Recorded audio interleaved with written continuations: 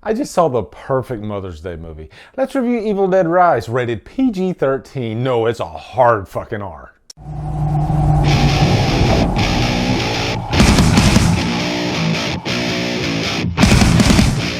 Evil Dead Rise stars Lily Sullivan, Alyssa Sutherland, and is directed by Lee Cronin.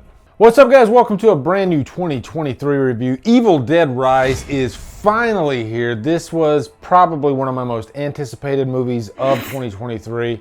Might be my most anticipated. Going back, there are two types of Evil Dead fans, all right? There are the goofy, slapstick comedy, dark comedy fans of like Evil Dead 2 and Army of Darkness.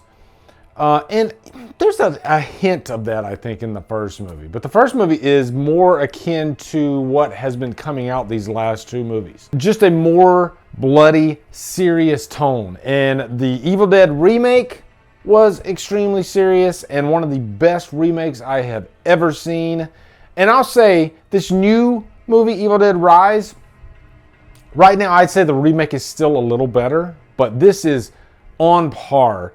And it's a welcome change because they didn't try to copy what came before, meaning the remake, or really even everything else. And all I could think about was how much I wanted to cut you all open and then climb inside your bodies.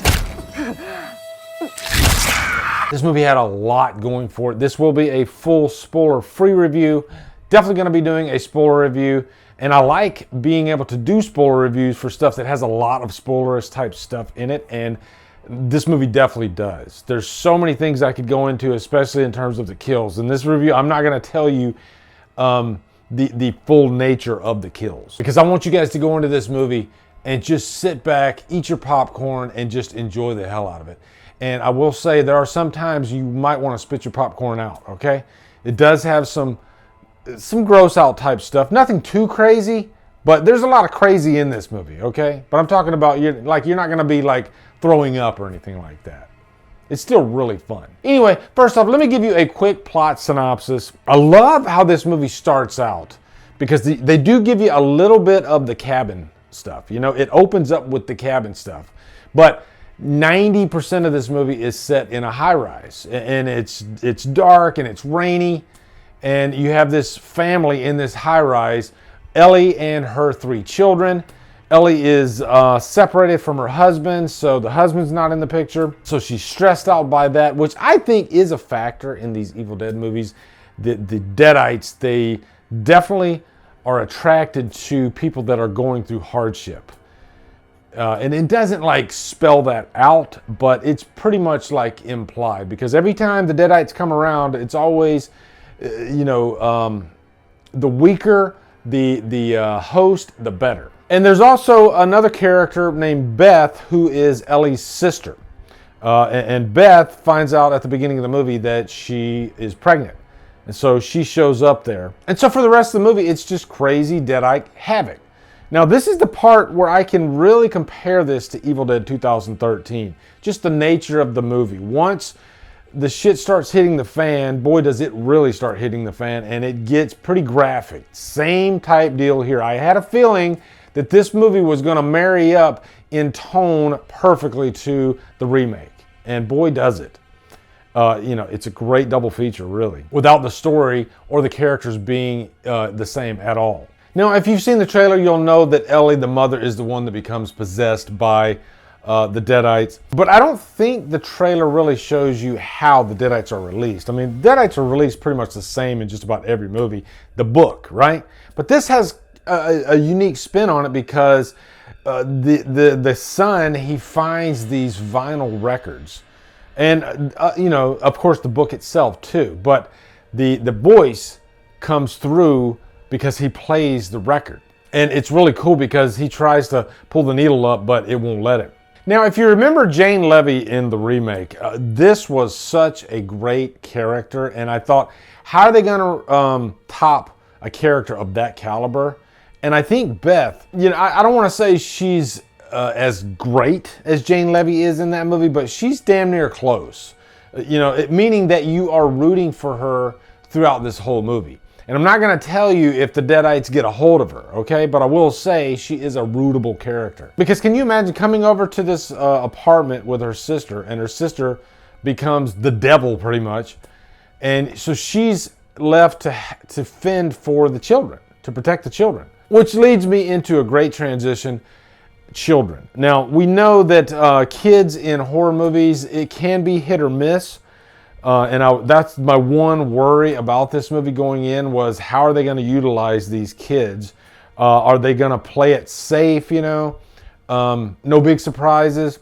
Or are all bets off? Anything can happen in this movie, and I'll say it is definitely the latter. And I think when you go that way, all bets are off, it makes it even creepier. Creepy kids are creepier than creepy adults. And there's definitely some heart in here too, especially the youngest child, Cassie, played by Nell Fisher. I really liked this young actress. This is an aspect that has never been introduced to the Evil Dead franchise, so I love this addition. You know, I think it ups the ante in terms of the heart.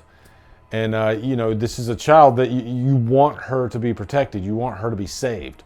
Now, jumping over to the blood, the gore, the violence, I had a feeling this was going to be very graphic. It is, and it's even more graphic.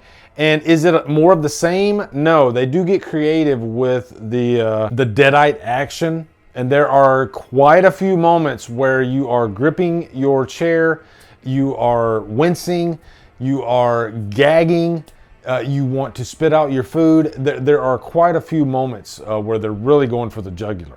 It has an extremely satisfying final act, really fun, again, really creative, and there might or might not be a chainsaw.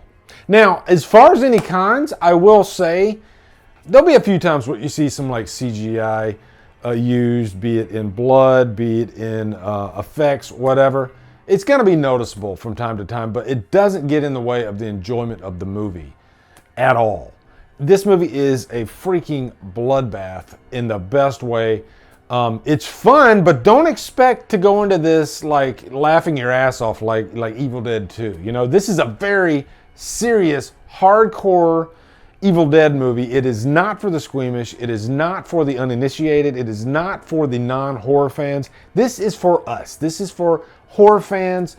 And you know what? I'm glad I didn't take my wife to this, all right? Because there's only so much certain, even horror fans can take. All right, this is not going to be for everybody. But boy, was it for me. I enjoyed the hell out of Evil Dead Rise, trapped on a freaking island.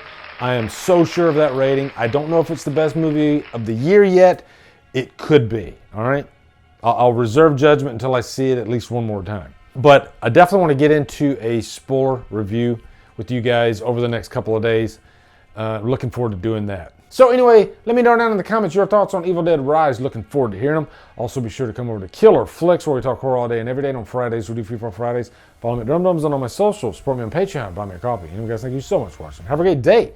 And Drumdum out.